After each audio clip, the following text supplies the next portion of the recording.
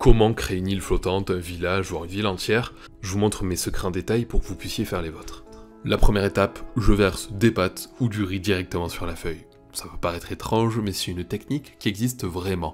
Avec mes doigts, je vais donner la forme que je veux à cette île ou à ce morceau de terre. Je peux même rassembler des petites pâtes pour former un petit îlot. Ça nous permet de créer du hasard dans la forme de notre île. On prend un crayon ou un porte-mine comme le mien, là c'est celui de ma Dropbox Tokyo, et je fais les contours minutieusement de ces pâtes. En fait, on n'a pas besoin d'être minutieux, on fait ça un petit peu au pif, on obtient un résultat crédible de territoire. Maintenant on déblaye tout ça, et je vais créer, en faisant des traits verticaux comme ça, 1 cm de surface. Ça va nous donner une plateforme, quelque chose de plat tout au long, et c'est ce qu'on recherche. Ensuite, un petit morceau de terre qui dépasse et qui remonte.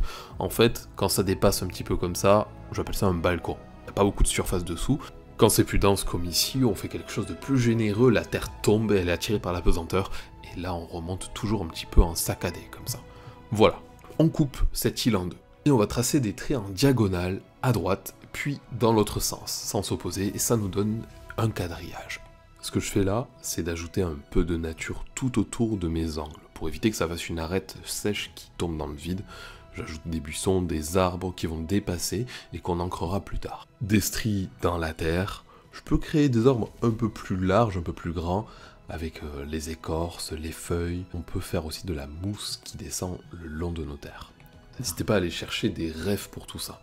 Alors ici, je fais plusieurs niveaux, 1 et 2, tout simplement en montant d'1 centimètre. On va refaire un petit peu de jardinage sur les côtés, pour que ce soit un peu plus touffu, voilà, un buisson, un arbre. On fait aussi les stries de la terre pour monter d'un niveau. Pour la construction, je fais des formes simples, carrés, cylindres, etc. Et c'est comme ça que je vais monter un château, en partant de formes basiques. Et petit à petit, je vais rajouter les fenêtres, je vais rajouter les détails, ce qui va me donner ma structure voulue. Donc là, c'est pareil, vous pouvez prendre des références, mélanger les styles. Pour le lac, on me demande un lac avec des créatures. Le voilà, j'espère qu'il te plaît. La petite cascade, elle sera ici, aussi pour toi. Je vais construire un petit peu avec vos commentaires, donc n'hésitez pas à en proposer sous cette vidéo si vous avez envie que je fasse d'autres îles, d'autres constructions comme ça, en me basant avec vos idées. Là, je fais mon petit champ de culture, très important pour un village notamment. Bienvenue à mes pousses de salade. Alors, Émilie, moi je veux juste ma maison, j'ai pas d'idée. La voilà, elle sera sur ce petit îlot isolé, comme ça t'as ton jardin, t'as ton petit coin à toi, et t'as accès au potager. Là, on va construire une autre maison, histoire que tu sois pas la seule maison.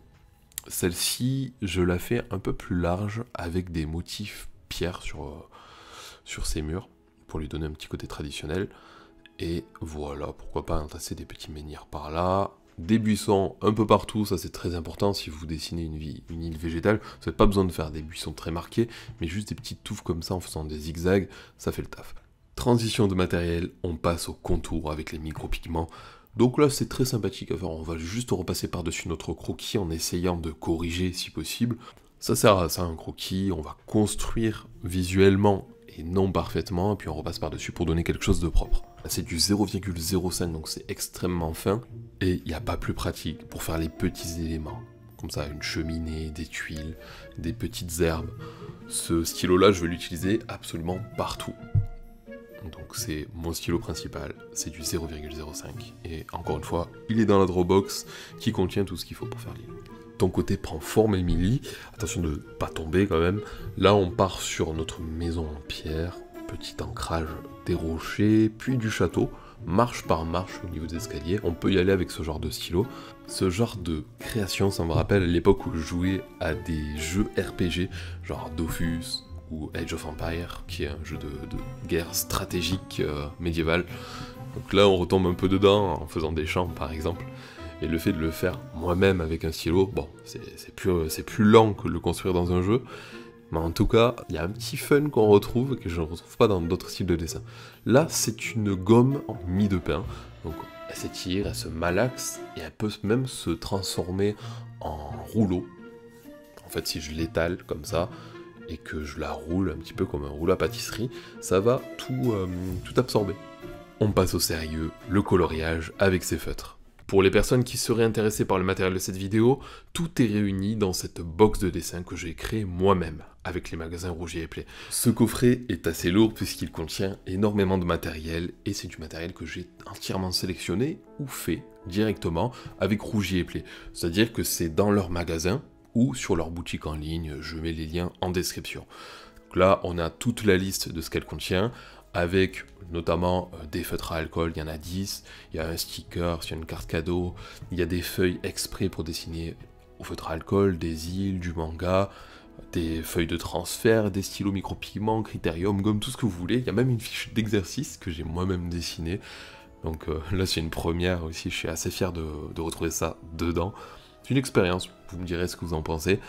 Et on retrouve notamment l'imprimé nacré que j'ai fait faire avec un local d'une de mes îles, et l'île on l'a construite ensemble avec vos idées sur le thème du Japon.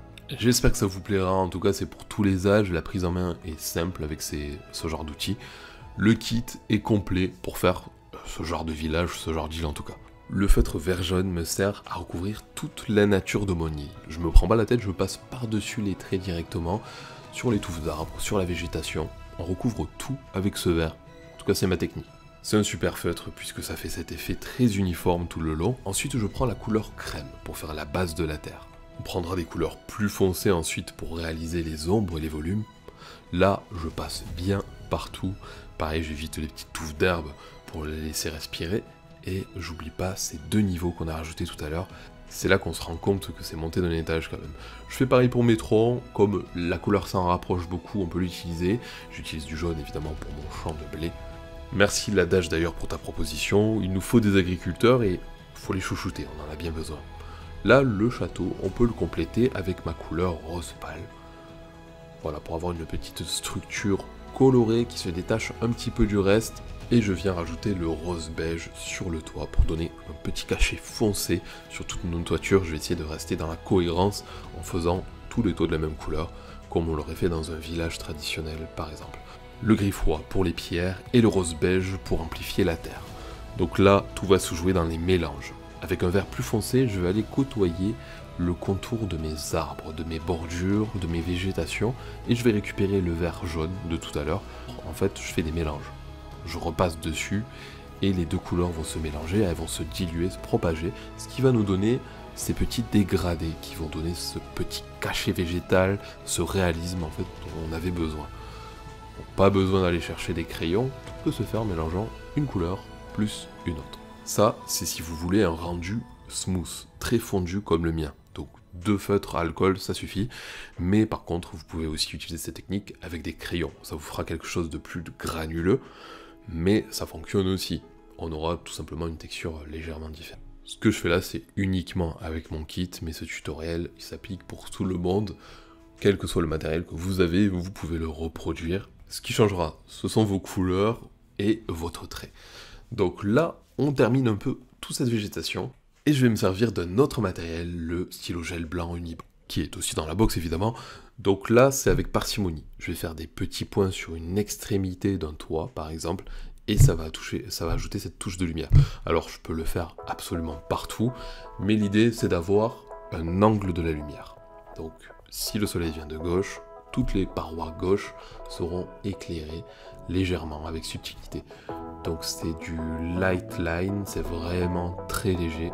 On le fait un petit peu partout, même sur l'eau si on va ajouter des reflets, notamment pour faire un impact ou un mouvement d'eau. Là on peut passer sur la cascade, pour faire les petits points de mousse, les petits points d'eau qui brillent au soleil.